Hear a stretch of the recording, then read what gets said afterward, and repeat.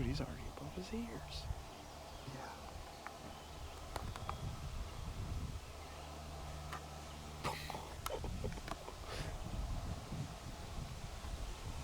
Timber harvesting. Heck yeah. That's what we get, timber harvesting.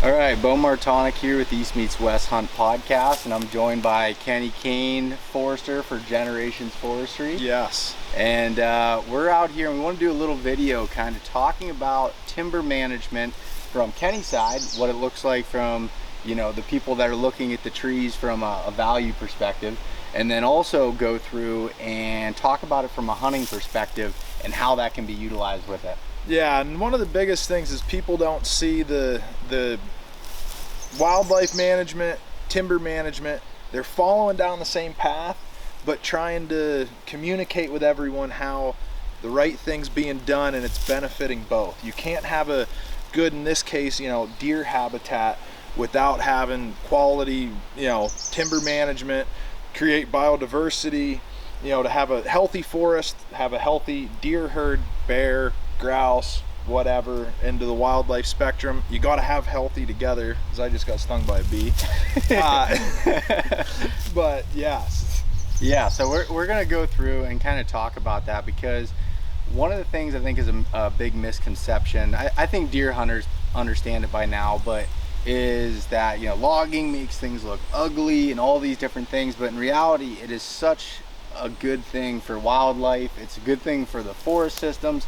And, you know, Kenny and I will be doing a podcast on this, talking about it as well. We've done one last year that kind of covered some of the highlights of it, but really want to show you the different ages of the cuts. So we're in northern Pennsylvania, an undisclosed location, and going through some areas that actually Kenny manages here, and so he knows these cuts very well. And there's a bunch of different age structures here, and what was basically, as he describes it, junk forest. Yes. And how they're kind of managing it to try to make it better for the future. Yeah, so this property in particular, to give a little history of what we're basing it off of, was what we would call high graded over. So it was owned by a sawmill that all they cared about was getting high quality logs into their log yard so that they could make high quality lumber. So at that time, they were in here, we'll call high grading and truly cherry picking. They came through here and picked the best cherry out of the stand. So there was the whole high quality stuff through the 80s, 90s, early part of the 2000s. They picked the best cherry out of it and left us a residual stand that now turned into a great investment for my client, because they didn't really cut very much of the maples, which right now maple is a booming product. So it, in hindsight, worked out great, but it was not proper management. So we're going to break down of showing what the stand looks like before the harvest, at, you know, at 30 years after the high grade, which is what we see behind us. Then we'll look at things as looking at an area that was cut literally in the last 48 hours, 1 year ago, 3 years ago, 4 years ago, and then 8 years ago on the very first trial run of this harvesting that we've been doing on this property. Yeah, and then I'll also add some tidbits as we go through that on like how you can use these types of areas when you find them for deer hunting, and be able to understand even some of the different browse types, how they're using the cover, bedding, all of those different things. And so you as a deer hunter can understand it and how to utilize these, but also understanding the whole big picture on timber management. Yeah, we'll be looking at this, you know, this property in particular is several thousand acres, so it's huge. And we're on this property, the management activities that you'll get to see we've done over 2,000 acres of it, of what we're calling restoration forestry. We're cleaning up those high grades, getting rid of the undesirable species that took off when it was harvested 20-30 years ago, and the poor suppressed trees that just aren't going to get anywhere, and leaving the desirable species so we have a good seed source, good biodiversity, and that we can get the next forest growing for generations to come, while creating phenomenal, in our case, whitetail habitat, grouse habitat, bear habitat, and turkey habitat. So this forest type that I'm standing in right now is what we're going to call a Allegheny hardwoods stand, which is common up on the Allegheny Plateau of the mountains of Pennsylvania. And what happened here, what I was saying in the introduction, is it was high graded. The most valuable trees were cut, the less desirable trees were left. So in that case, one of the species that thrive in those situations is black birch, which wildlife wise is not great. It's not a mass producer, it's not preferred for browsing by deer, and it can take off, in particular in this stand, because there's truly too many trees left, and it's shade tolerant, so they can thrive in the shade of the the less valuable trees that were left. So what we're looking at doing here is getting rid of these smaller diameter trees that are in what we call the mid canopy. So what we're doing with those is going in with a mechanical harvester, which we'll show you down the road here, and we're cutting these trees out, and they're getting chipped into the woods for pulp to go to the paper mill.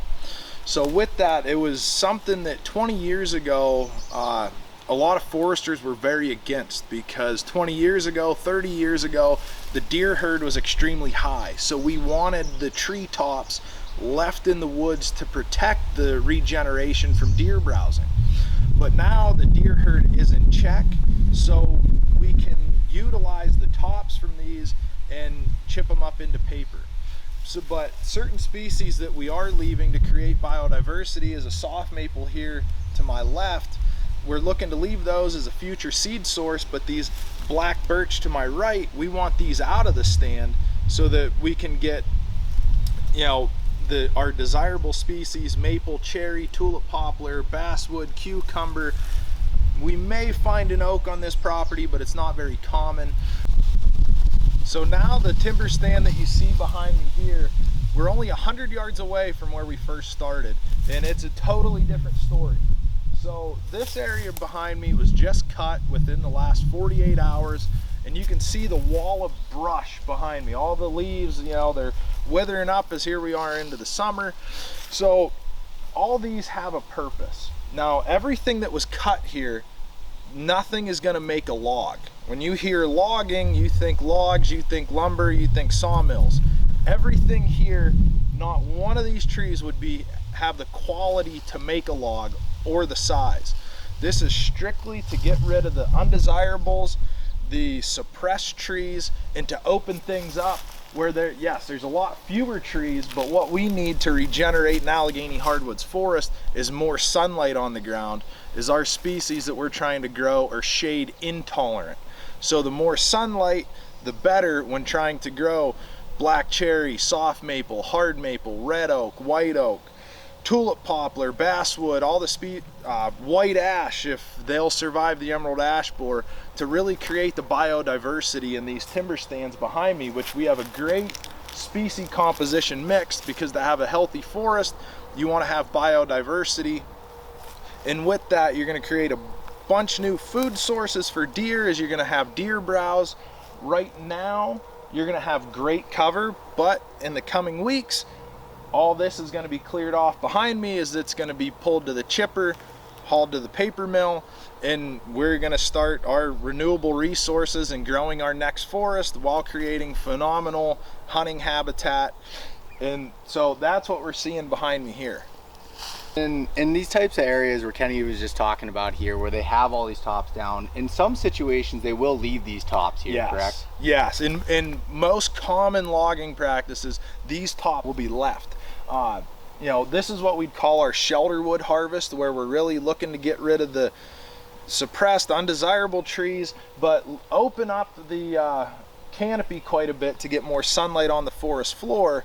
But if this was not an already high graded over stand, there's not enough stand density to cut enough saw timber logs out of there to make it, economically viable while leaving a seed source and trees for the overstory removal or clear cut, depending if we're going on the politically correct terms or the standard terms. Yeah. But yes, normally the treetops would be left in the forester standpoint to protect the regeneration from deer browse. So with that, more tops, more cover, more bedding area, it's, better for hunting, where up front, in the first year, it's not the best for hunting, but year 3, 4, 5, 6, we'll see that and really, paint the picture of how it's going to work. Yeah.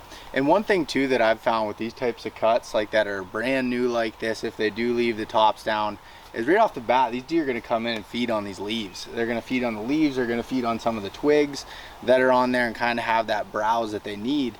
And this was a type of cut that was similar to this, where they left the tops down to where I'd killed my buck last year, was what I had assumed that deer was coming off that cut, feeding and heading back to bed in the morning. And also in late season when they're just logging, I remember talking to loggers and I'd be like, hey, you seen any deer up here? And they're like, oh my, we're not even shutting the machines down yet, and they're coming out to feed in it. Yeah. So these types of cuts are really something I focus on more in the early season and the late season, depending on how the tops look, how the browse looks, those types of things. Yep, definitely wintertime. One of my favorite things and how I grew up hunting, I thought is because where the most deer were, but my father, who's a forester, we had to get those deer out of the cuts that we were trying to regenerate. But in the wintertime, late season into gun season, if the chainsaw's running and the skidder's moving, most people think, oh, this noise, I want my nice peace and quiet while I'm out in the woods hunting. No, that's the dinner bell for the deer. I mean, and it's like clockwork on jobs where it gets to the end of the day, the machine's shut down and the deer are just going into, browse on those fresh tops. So now we're into the same stand, but at a different age class below me. So this stand behind me right here was harvested 3 years ago. Now from the first 3 spots, we haven't moved but 100 yards, and we're showing all the different age classes of the early successional forest.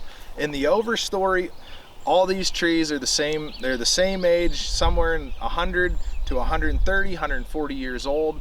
They're at what we're going to call biologic maturity for Allegheny hardwood. So regenerating this forest is what needs to happen on the forest management aspect of this, but it's getting it prepared, showing you at first the stand what it looked like when it was high graded, what it looked like as it was just harvested, and now you can see 3 years later, here we are. We have blackberry, of course black birch is coming in because there's such a huge seed source, but we do have some good biodiversity, a cherry, maple, tulip poplar, basswood, cucumber, all kinds of different species coming in behind us. So with this, in the matter of 3 years, this stuff is already about chest high on me, so it may be head high on some other folks, but that's a different story.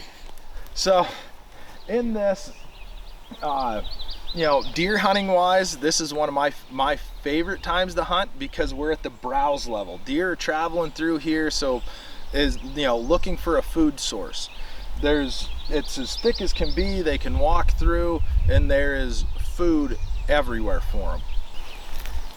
So these are one of my favorite age cuts, between this age and then what we'll show you a little bit later with the 8-year-old cuts, kind of in that whole transition period that I really like to hunt them. And one of the things, like Kenny said, was the browse part of it. So the browse that's in here, a lot of thick blackberry briars that are all through here. They love browsing on the blackberry briars. That's a huge thing here in Pennsylvania, is being able to feed on them. You're starting to get some of the other trees coming up. What are some of the other trees that they like to browse on as they start to grow? Some of the other ones that they really like to browse on, one that in the forestry aspect that we aren't trying, that we don't want growing, is fire cherry. Some call it fire cherry, pin cherry. It's really sweet, but deer will browse the heck out of it, which is good for us because it doesn't grow a saw timber tree. It gets to about 8 to 10 inches, tips out, very early successional forest type tree. So they browse the heck out of that. And then I'll say on our timber desirable species, hard maple, soft maple, tulip poplar, white ash, cucumber, basswood, and one thing they actually don't like is black cherry, which is kind of odd. Very interesting. Which you think, oh, cherry, it's a sweet tree, and it used to be the most valuable tree. So, you know, back at 20, 30, 40 years ago, regenerating black cherry was simple on the Allegheny Plateau. The trees were healthy, it was dumping a bunch of seed, and all of its competing vegetation was browsed over by deer. So it gave, you know, that cherry that bump, and it took off. So if you find a lot of these 30, 40-year-old cuts, which, you know, 6-inch diameter stands, you look through them and it's black cherry monoculture. So some may say, well, all these timber companies just wanted black cherry because it's the most valuable tree. Well, no, it happened, you know, just the chain of events of, you know, the cherry was healthy, producing a bunch of seed. The deer herd was way too high, and the deer browsed every other species, and the cherry was able to take off. So interesting. Very interesting. Yeah, I did not know that. And it's like these cuts too, and like, so when you talk about black cherries not being something that they like to browse on, but one thing is, if they leave big, tall, big old black cherries that are up there and they're dropping black cherries, they usually don't last long. But if you can get that first week of October that they have those black cherries dropping, deer love to feed on those. Yes. And that's something that is a focal point in areas that don't have acorns, other things. That's kind of like a preferred food source for the deer that I've been able to see. And another point I want to comment on that Kenny said is about how we moved like 100 yards and we saw all these different pieces here. Those are the areas that I'm looking at. When I'm looking at Spartan Forge, I'm looking at the maps. I want to find that vegetation diversity, those different ages of trees, because it has a little bit of everything. They've got cover, they've got food, they've got everything they need in a short, you know, in a small area, which usually holds higher deer densities and healthier deer at the same time. Yes, and that's one of the big things here is we're, you know, on the forest aspect of managing this property is we're overwhelming the deer herd, and we have so many, you know, early successional stages scattered on a, you know, a decade from 1 day old to 3 years old, 5, 6, 7, 8 years old. You know, we have a lot of, you know, scattered age classes, which then creates better habitat because, hey, you have great browse here, but probably not the best bedding area. But you get into some of those 8-year-old stands, which we'll see, hey, we're kind of out of the browse stage, but great for cover. Yeah. And how I would look at like a cut like this for hunting is I wouldn't typically go on the interior of the cut. I would focus on those edges, and I want to find what we call inside corners. So areas where you have like the thick timber or the overgrown timber that comes in, or maybe comes in this way. Try to find those corners that you can hunt the edges that might be funneling the deer to go out in the evening to be able to feed and do that, because they'll probably be bedding not in this wide open, sun beating down on it, that kind of stuff right now, but they'll be in that timber, and you can catch them as they're heading out to it or running parallel to it as they're checking for does during the rut.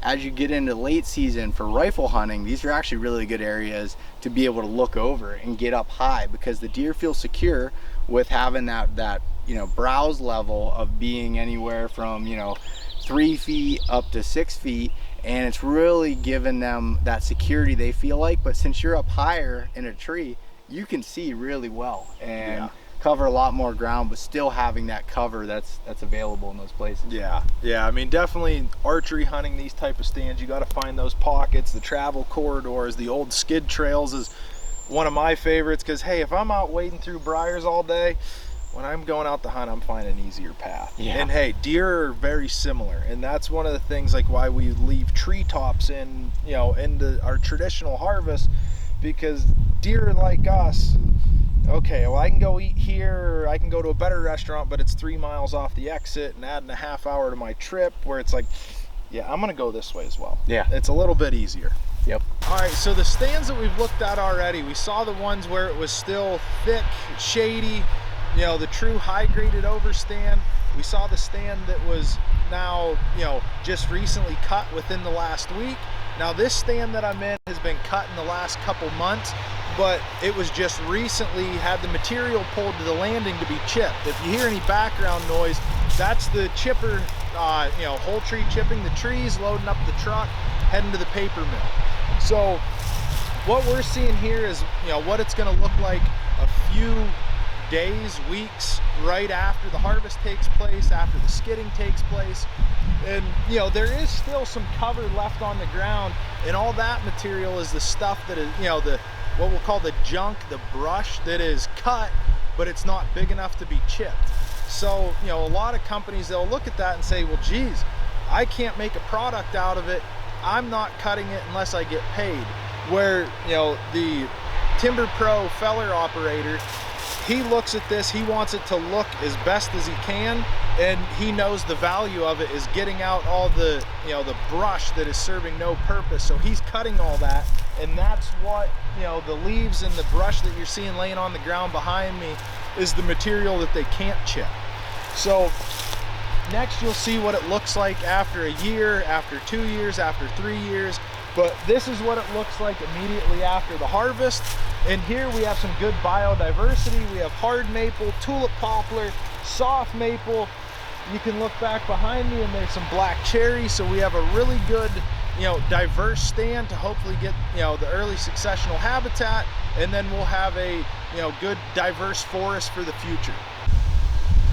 So right now what you're seeing behind me is this. It's all in the same timber stand that we've been looking at today. But this is what it looks like 1 year after. You know, people see the, you know, all the trees cut, it's brown, there's not much greenery, it doesn't look good. But 1 year later, and this is what we have coming behind me. Now, we could go more in depth as to what's growing, what you're seeing. I mean, we are seeing some grass, some fern, you know, in the timber management aspect. It's not the best right now, but those seedlings that we're hoping to regenerate, they're only 1 to 2 years old, about yay big, so we're not overly concerned yet. But this is all what it's going to look like in the future. So when, you know, a lot of folks see timber harvesting, they think of destruction, and 1 year later things are already greening up. It looks like a park behind me. So in the future, this is going to be some phenomenal hunting habitat. So now we've seen a lot of different age structures in an early successional forest after a timber harvest.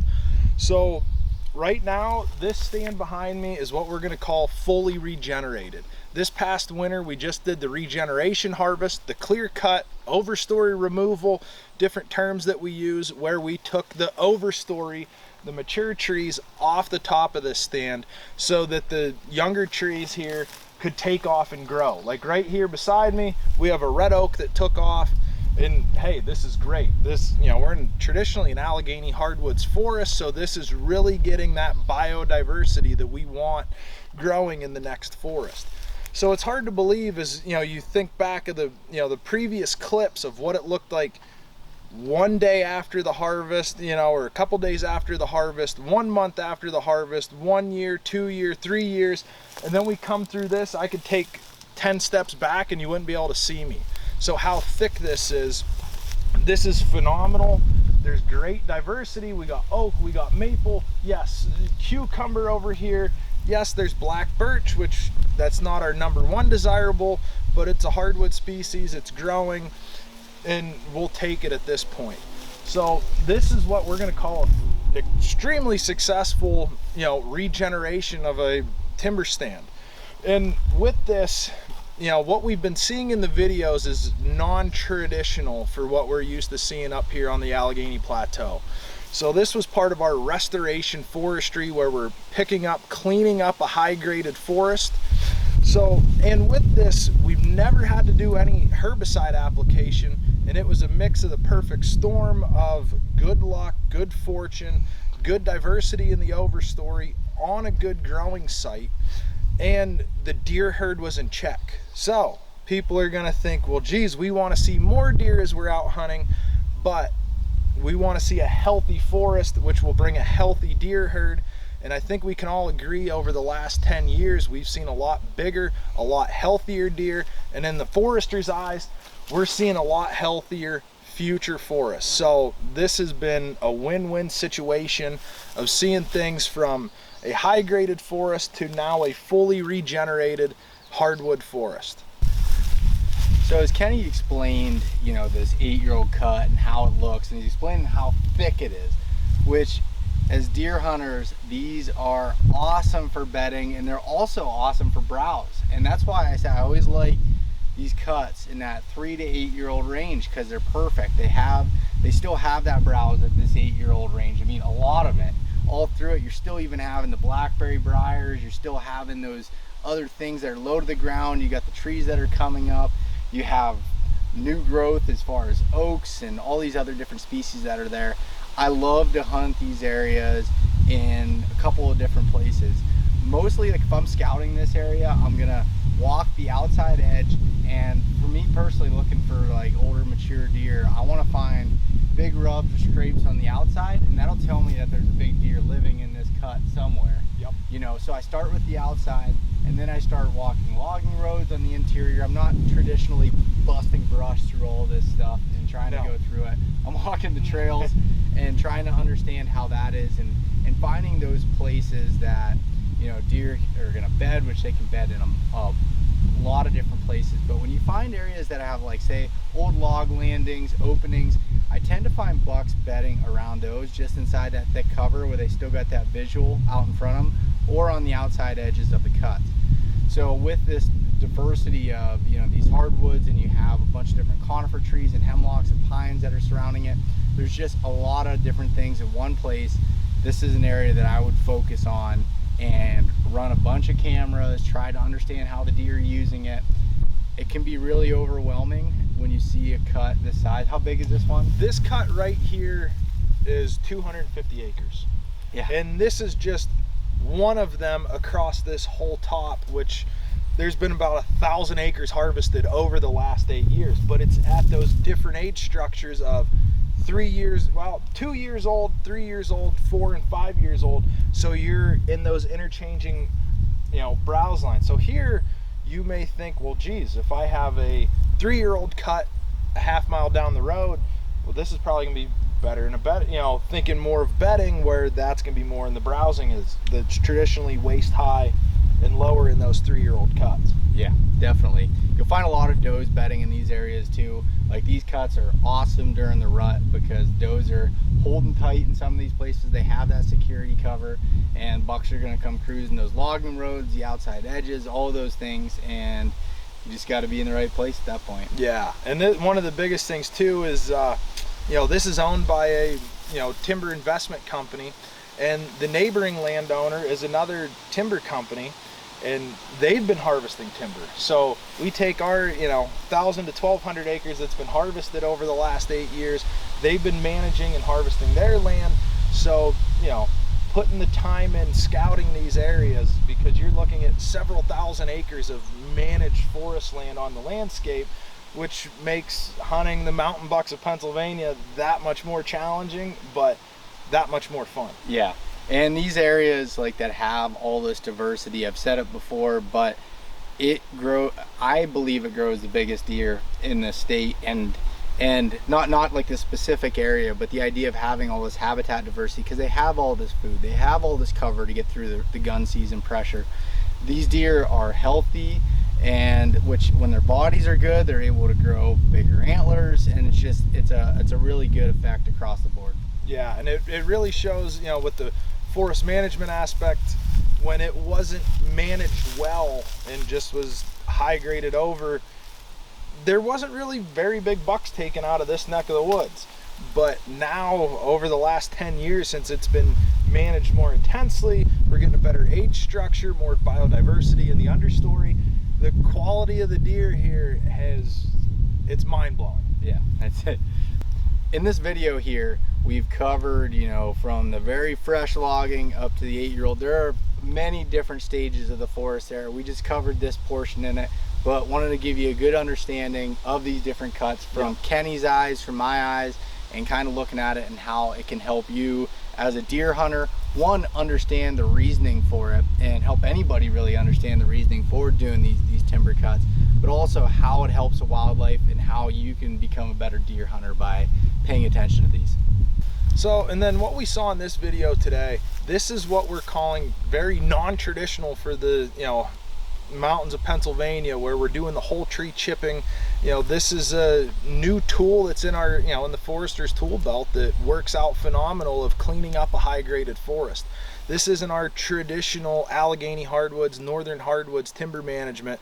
This is part of what we've been calling restoration forestry, of trying to restore these high graded forests into, productive regenerated hardwood forests. So, a lot of folks may think, well, geez, what we saw in the big machines and everything is not an everyday timber harvest. This is what, we have to reach deep into your tool belt to fix a problem, and we're lucky enough to have the tools to do so. All right, Kenny, so where can people, if they want to learn more about, your business and anything else and kind of follow along with that? So, our business is called Generations Forestry. We're predominantly we manage private timberlands for folks throughout Pennsylvania and New York. You can look us up on the internet, generationsforestry.com. You can email me, kjkane@generationsforestry.com, or as most folks, you can find me on Instagram at kenjkane. I don't have much good forestry stuff out there, as I'm more of an introvert, and Beau's bringing me out of it. But that's where you'd be able to find me. Awesome. Well, thank you, Kenny. Thank you.